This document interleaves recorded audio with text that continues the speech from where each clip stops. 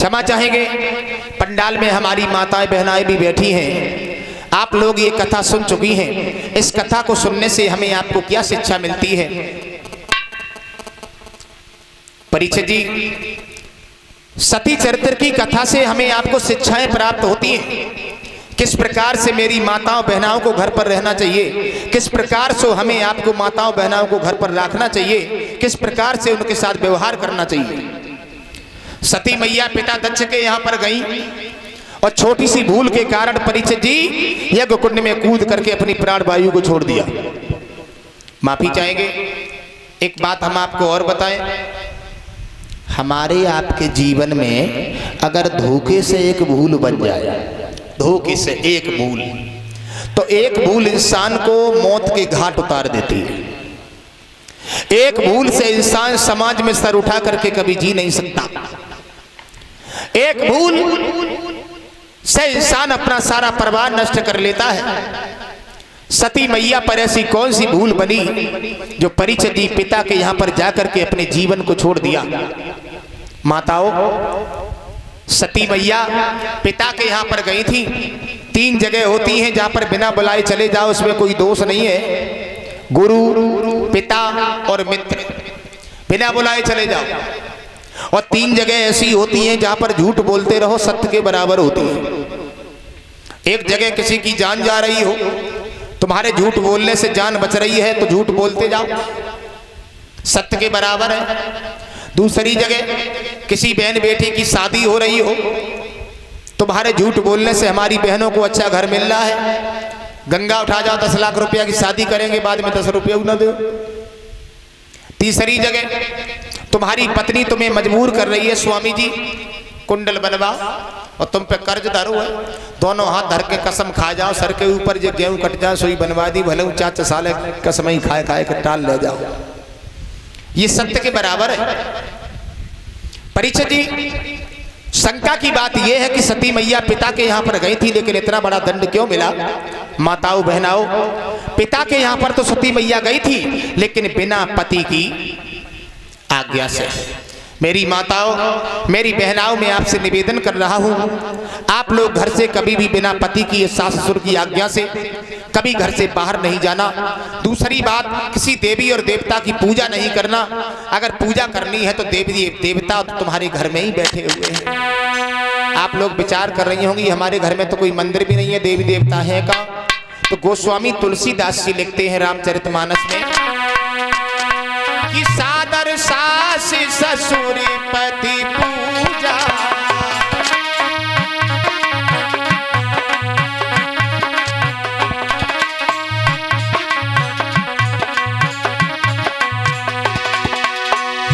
मेरी माताओं, आपको किसी मंदिर में जाने की जरूरत नहीं। अगर आपके घर में सास और ससुर मौजूद हैं, उनकी सेवा करना, उनका आदर करना, उनका सम्मान करना। गोस्वामी तुलसीदास जी लिख रहे हैं,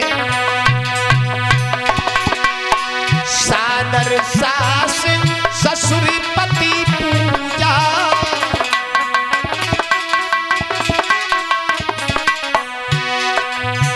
इनसे बढ़ के धर्म ना दूजा, इनसे बढ़ के देव ना दूजा।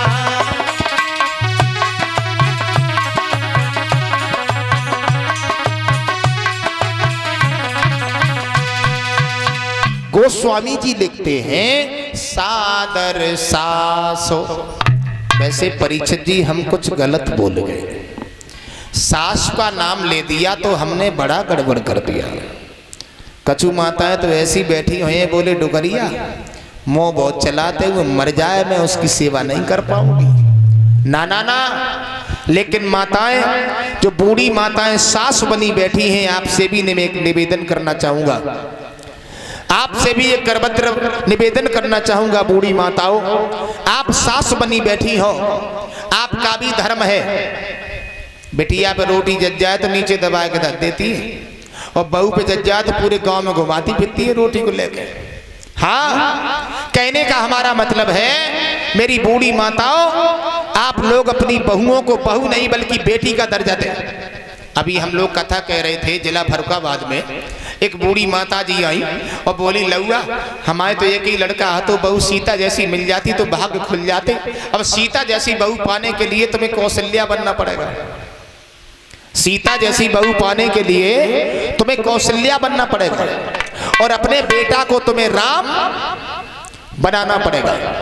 अगर तुम्हारा बेटा राम है और तुम कौशल्या हो, ऐसी कौन सी बहन नहीं है जो हमारी सीता ना बन जाए? क्यों? अगर तुम कौशल्या हो तो तुम्हारी बहू सीता बनेगी और कौशल्या की जगह तुम धरी मंथरा, सीता जैसी बहू मिल जाएगी? नहीं मिलेगी। मेरी बूढ़ी माताओं, आपके लिए भी गोस्वामी जी ने चौपाई में भाव लिखा है, जो सास बनी बैठी है।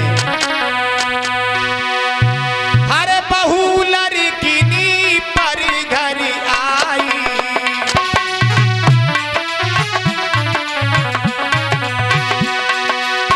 बहू लड़किनी पर घर आई, राखो नयन पलक की नाई।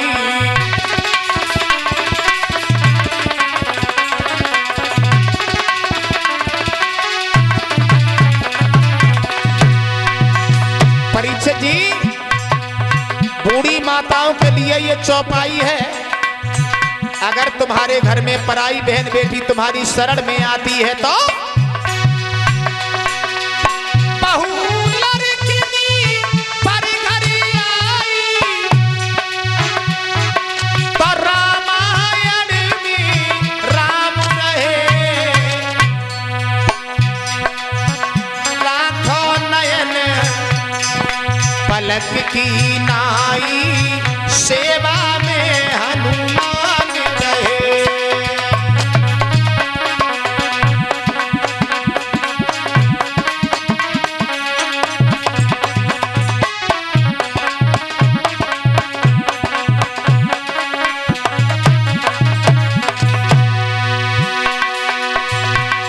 हो बहू लड़किनी पर घर आई, कथा कही कैलाशपति,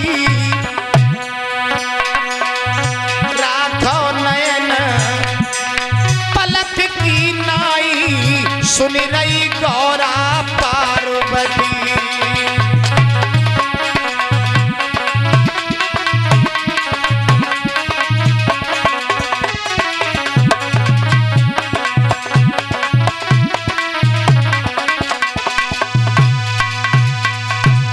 गोस्वामी जी कहते हैं, माताओं बहू लड़किनी पर घर आई,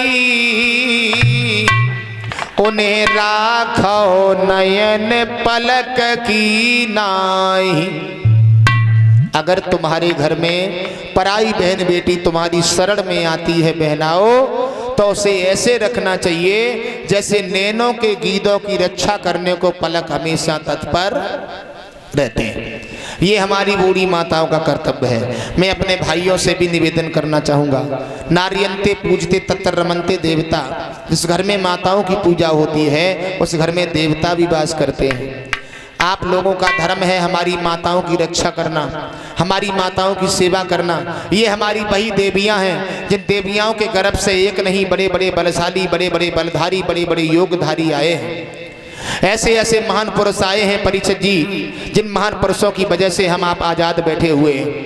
ये हमारी वही लक्ष्मी है, इनकी रक्षा करना ये हमारा आपका धर्म है।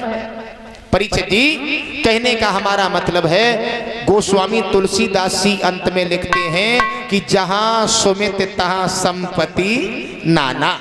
जिस घर में प्रेम है पति और पत्नी में, नंद भौजाई में, सास बहू में, उस घर में बड़ा आनंद है। गज धन गोधन बाज धन और रतन धन खान, और जब मिलिया संतोष धन तो सब धन धूल समान। जिस घर में संतोष रूपी धन है माताओं, उस घर में बड़ा आनंद है। जिस घर में प्रेम है उस घर में बड़ा आनंद है। 7 दिन होते हैं सप्ताह में 7, एक एक दिन कहता है भाइयों प्रेम से रहो। हम आप कहते हैं आज इतवार है, कल सोमवार है, परसों बुधवार है, एक एक दिन का मैंने संधि विच्छेद किया है। एतवार का मतलब क्या है? विश्वास। पहले एक गाना चला था, एतवार नहीं करना। एतवार भी होता है विश्वास। जिस घर में विश्वास नहीं है, जिस घर में विश्वास नहीं है, पिता पुत्र पर, पुत्र को पिता पर, नंद को भौजाई पर, भौजाई को नंद पर, सास को बहू पर, बहू को सास पर, उस घर में दिन आया सोमवार कभी भी उस घर में सुमित होने वाली नहीं है।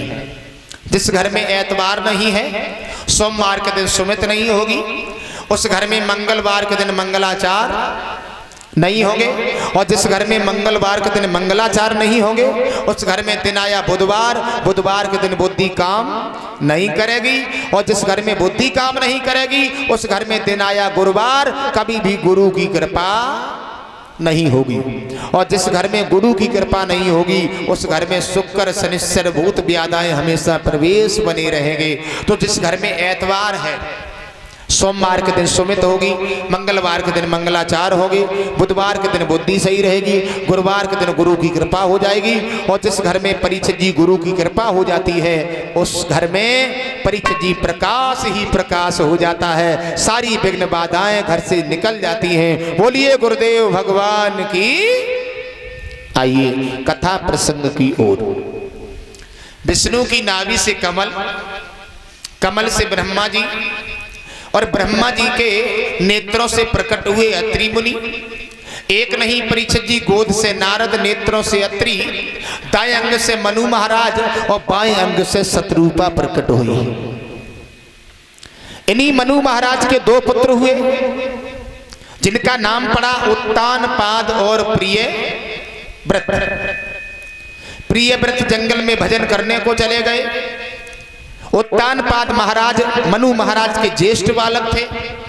ये अयोध्या नगरी के राजा बनाए गए। परीक्षित जी, मनु महाराज के जाने के बाद उत्तानपाद महाराज अयोध्या नगरी के राजा बनाए गए। और ये पहले रीतियां भी चला करती थी। घर में पिताजी के गुजरने के बाद जो ज्येष्ठ बालक होता था वो घर का मालिक बनाया जाता था। लेकिन भगवान की कृपा से परीक्षित जी अब वो प्रथा चली गई। अगर आपने बड़े बेटा को घर का मालिक बना दिया तो घर में महाभारत शुरू हो जाता है, झगड़े प्रारंभ हो जाते हैं, क्योंकि हमारे आपके विचारों में परिवर्तन हो चुका है। उत्तानपाद महाराज अयोध्या नगरी के राजा बनाए गए, जिनके आंगन में परीक्षित जी विवाह होकर के आया तो पत्नी का नाम बहुत सुंदर है, सुनीति। सुनीति किसे कहते हैं? सुनीति परीक्षित जी, सुनीति कहते हैं सु माने सुंदर और नीति माने आचरण। जिस देवी के सुंदर आचरण हैं वो आज भी सुनीति है। वैसे भगवान की कृपा से आजकल सुनीति भी है, किसी किसी के घर में चंदामुखी है, सूरजमुखी भी है, काऊ काऊ घर में ज्वालामुखी बैठी है। वैसे माफी चाहेंगे, यहाँ तो सभी सुनीति है, मैं किसी की बुराई नहीं कर रहा हूँ। सुनीति का मतलब है सुंदर विचार। उत्तानपाद महाराज के आंगन में परीक्षित जी राज्य भी लंबा है, पत्नी भी सुशील है, लेकिन सुनीति मैया के गर्भ से कोई संतान पैदा नहीं हुई। उत्तानपाद महाराज बैठ करके रो लिया करते हैं, विधाता कौन से मैंने ऐसे पाप किए होंगे जो मेरे आंगन में कोई पुत्र पैदा नहीं हुआ। परीक्षित जी, सुनीति जो है बहुत बड़ी पतिव्रता देवी है। बड़ा सुंदर शब्द आया है पतिव्रता। किसे कहते हैं पतिव्रता? कर्णेश दासी, जो देवी घर में दासी की तरह से काम करे। कार्ये सुमंत्री, भोजने माता, सहरे सुरंभा। जो देवी घर में दासी की तरह से काम करे, करडेश दासी, कार्येश मंत्री। कोई कार्य हो तो अपने पति को बहनाओ मंत्री की तरह से सलाह दें। भोजने माता, भोजन कराते समय माता का रूप होना चाहिए। सहेरे सुरंभा, रंभा की तरह से जो पत्नी अपने पति को प्रेम करे, ये पतिव्रता देवी में कुछ लक्षण होते हैं। माफी चाहेंगे परीक्षित जी, सुनीति मैया बड़ी पतिव्रता देवी थी, पति का आदर सम्मान करने वाली, पति के आचरणों का पालन करने वाली। लेकिन दुख यह है कि घर में कोई संतान नहीं है, कोई बालक नहीं है। उत्तानपाद महाराज एक पुत्र के लिए परीक्षित जी बहुत दुखी होते हैं।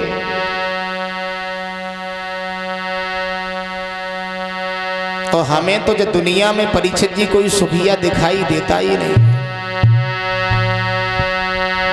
कोई तन दुखी, कोई मन दुखी, कोई शरीर से रोग से पीड़ित है, दौलत बहुत है लेकिन शरीर से दुखी है। न चाय पीते हैं, न दूध खा पाते हैं, sugar blood pressure high low होता है। परीक्षित जी पैसा तो बहुत है लेकिन शरीर के रोग से पीड़ित है। कोई तन दुखी, कोई मन दुखी, कोई धन बिने रहते उदास। थोड़े थोड़े सब दुखी, एक सुखी राम का दास।